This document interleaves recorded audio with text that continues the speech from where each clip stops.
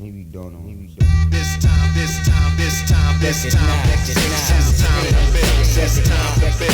This time to build. This time to build. This time to build. This time to build. This time to build. This time power. This time to build power. This time to build power. This time to build power. You aren't actually training. Training is extra popular right now.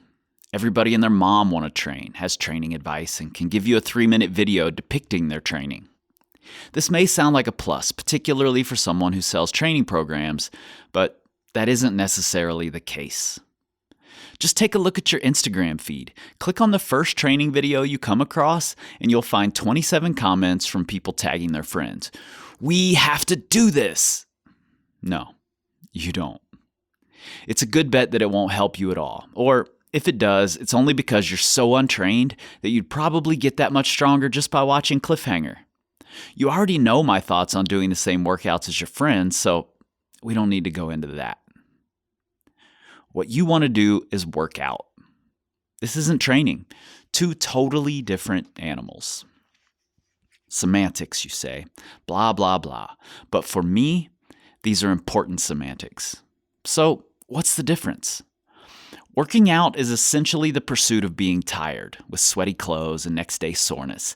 It's unlikely that simply working out will make you much better because it lacks direction and specificity. Training is a series of progressive, measurable workouts that move toward a clear set of goals. Training takes into account the strengths and weaknesses of the individual athlete and stays specific to the needs of that individual athlete. Not the same. Now, to play devil's advocate, because I like doing that, it's possible that the workout video you're watching is exactly what you need. Doubtful, but possible. However, 9 times out of 10, most people don't have a clue what they need. So every workout video, even when they contradict each other, is the right one. This isn't to say that working out is bad, and I'm not saying that these videos aren't useful. They give a glimpse into how the pros work out, which is interesting to see. For me, they give an idea of how much further climbing can go when smart training finally takes hold. And frankly, most of you could use a workout or two. Just keep in mind that you can't do a little training. You can't go into the gym and train a few times before the road trip. It doesn't work that way. Training takes thought, diligence, and dedication. Working out can happen spur of the moment, but training requires planning and sacrifice. There are plenty of ways to train, even if you don't know how to get started. Talk to someone you know who has a track record. Hire a coach. Check out one of our proven plans. And finally, really pay attention and learn to put your ego aside to self-evaluate or take criticism. Or just go work out. There's no shame in that. Just stop telling everyone that you're training.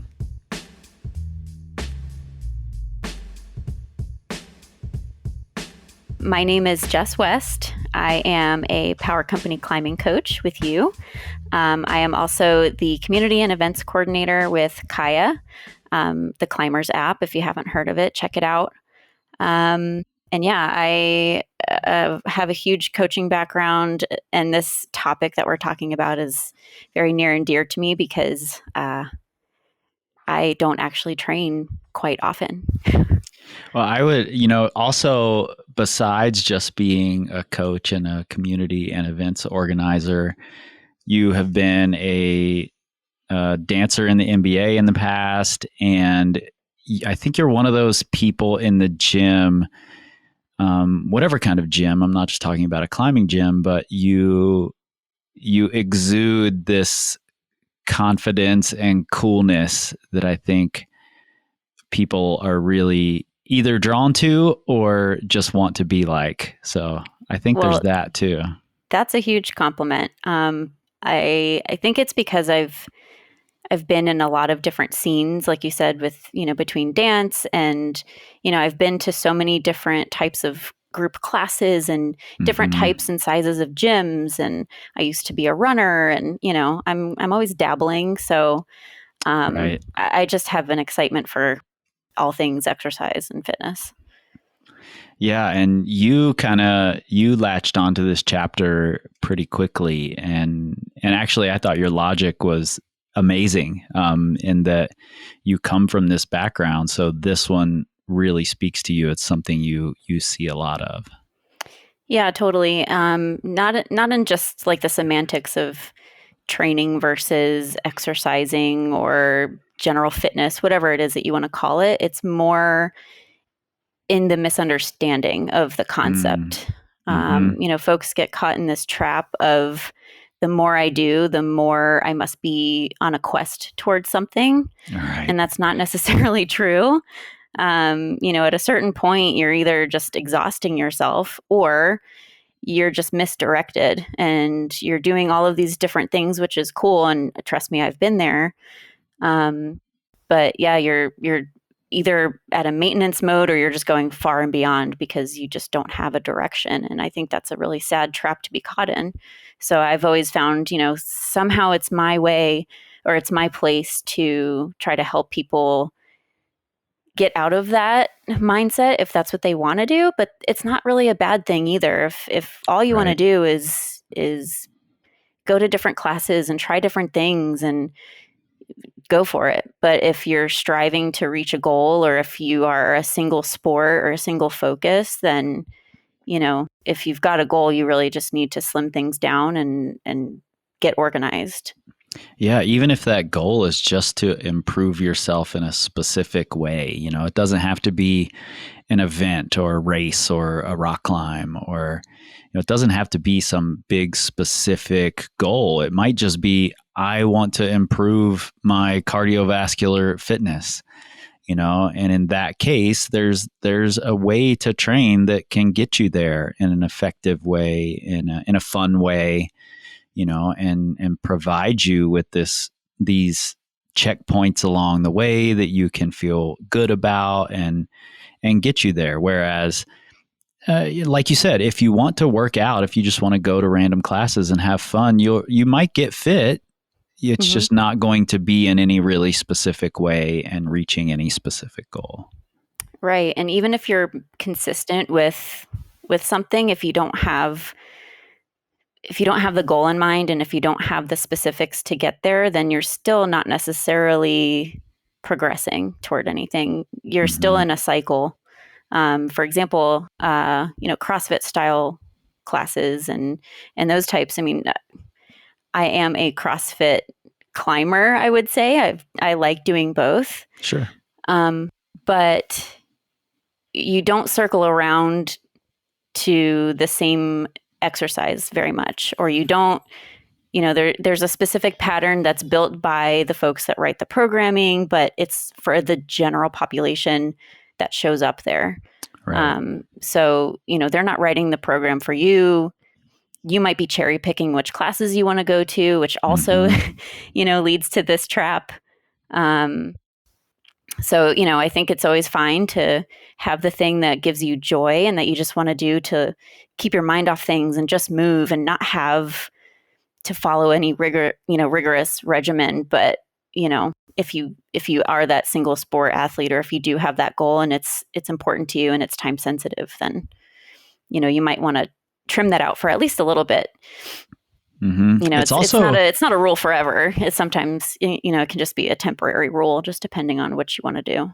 Right. It's also important to, note that I'm a dedicated climber, for instance. I have climbing goals. I train for my climbing goals. But then there are also times when I just want to go climb to have fun. And I just want to, I'm going to be exercising. I want to go out and I want to move. But it really has nothing to do with my training or my performance other than my mental health. Like I Right. just want to go have fun.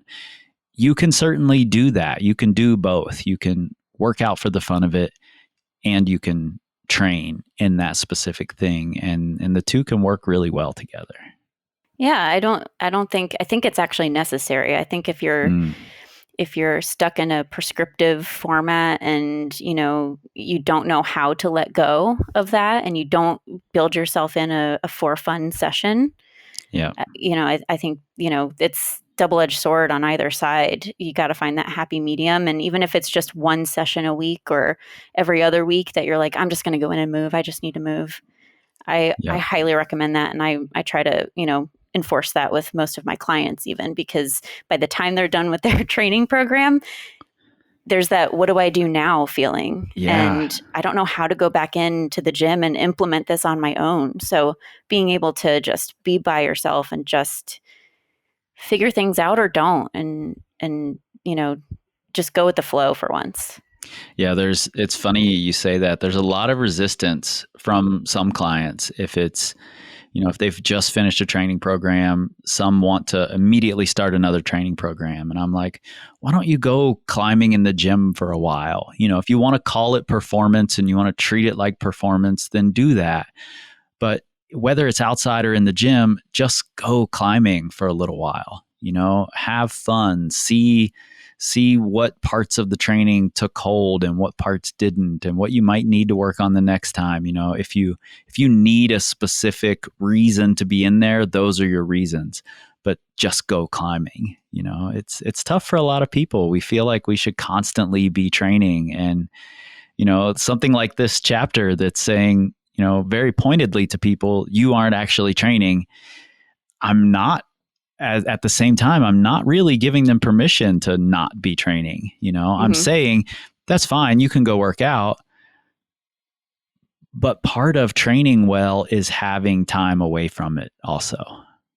Yep, definitely. And there's the other side of it where, I think we're focusing a lot on the people that are almost on that overtraining spectrum because they want to do a lot and they want to pick up all these, different sports or learn something new, or they're just so focused on their one thing. But if you're just sprinkling in a workout once a week and it's something totally outside of the spectrum of what you did the previous week, or, in any case, if you're just sprinkling them in throughout the month, that's also not training.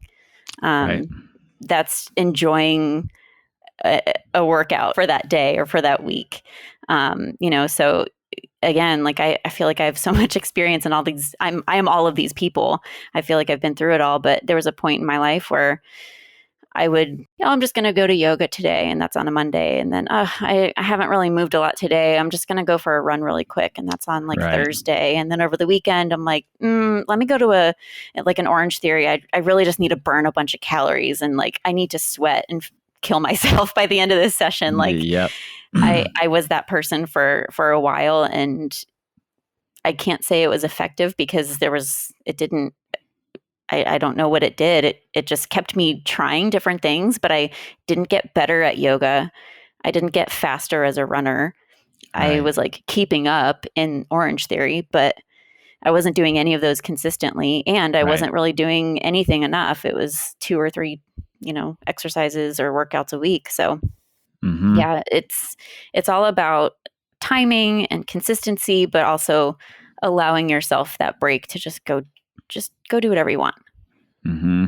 Something we don't talk about often here, and something you said just kind of sparked this idea in my head, is that training, as a word, it used to be this bad word in climbing. Nobody wanted to train, and still quite often we'll get emails from people who want to know what a training plan looks like, if it allows time for climbing. And I'm like, well, a lot of your training is going to be climbing. It's just going to be really specific, intentional climbing. And so many people, when they hear the word training, think that means hangboarding, lifting weights. Those are the only things. Yeah, exactly. Those are the only things you can do while training. But the most specific way to train for climbing is climbing. And if you can do it in a really intentional way that continues progressing you toward where you want to be, then that is training. Exactly. And it doesn't have to change very much outside of that. But, the volume's going to change, the intensity, obviously we manipulate some factors, but, we're not saying change up your schedule. It can be very similar for a very long time. Yeah. Just modify a couple of things, even just modifying your mindset. going into the session. But yeah, that's funny. Training, it does have this like connotation of lifting weights. Yeah. And, I don't know where that came from in the climbing world. Yeah, I'm not sure. What was training before, like were people just not climbing to train for climbing, and training has always just been lifting weights? And now we have to undo that message. I don't know. But when folks are like, what's my training plan versus my climbing plan? I'm like, it's all the same. Yeah, exactly. It's, we do talk about this quite a bit, that, there is a movement in climbing training away from specificity. Like, let's try to boil all these things down to their, to one single action, and let's train that thing. Even though once we've done that, it looks nothing like climbing anymore, and we're not sure whether it actually will help your climbing, but we think it does because we got here via this long winding road, starting at climbing. And I think that helps people forget that climbing is the most specific way to train for climbing. So I think it's worth reiterating that over and over and over until people do understand that climbing can be training. I think you've said before, like, there is no substitute for climbing other than climbing. Like, you're not going to get better by picking everything apart and doing a hangboarding session and practicing certain drills and movements. And you can break it down as many times as you want. You'll get better at those skills individually, but put you back on the wall and you're going to feel all wonky and uncoordinated. And, and if you're, only training on a certain angle or a certain hold type, even that can be way too specific, and you just got to go to a different gym or get outside somewhere else, step away from what you've been doing and make sure that you're getting all of those varieties, because that is climbing, unless all you want to do is climb at 40 degrees. Right. I mean, it all comes down to what you want, and, are you doing something that will systematically get you to that place that you want to be, and if you are, and that looks like just having fun, great. But if you're not, have a friend who pays attention to this stuff, be real with you, give you the hard truth, talk to a coach. There's lots of us out there now, and, we're happy to schedule you in to chat with you about this stuff. So, and build your training. Exactly. Well, Jess, I appreciate you taking the time, and you and Miles both were great, and, giving me some of your time. And I know you've got Scout at home, and that's, means even more to me that you would take the time to do this. So. Yeah, of course. I don't know how his went, but mine just felt like a little bit of a vent. Yeah. This is, like I said, this is something that's important to me, and it's so commonly misunderstood that I feel like I just went to therapy or something. Good. So I should be thanking you. Well, we'll do more of these for sure. I'm hoping to drive out to the Midwest sometime soon, and I'll stop through St. Louis like I kind of always do on those drives, and hopefully we can sit down and record some more of these. So. Yeah, please do. And please keep putting the pressure on us to visit you, because... Oh, I will. I'll put it on more now.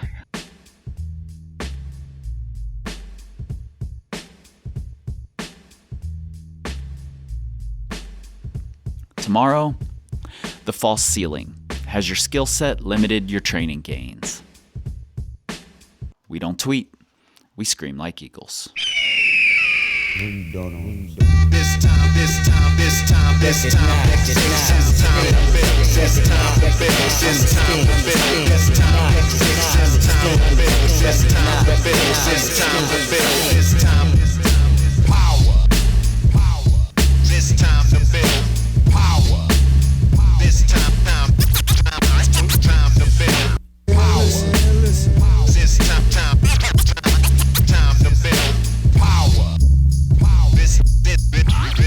This time to build power.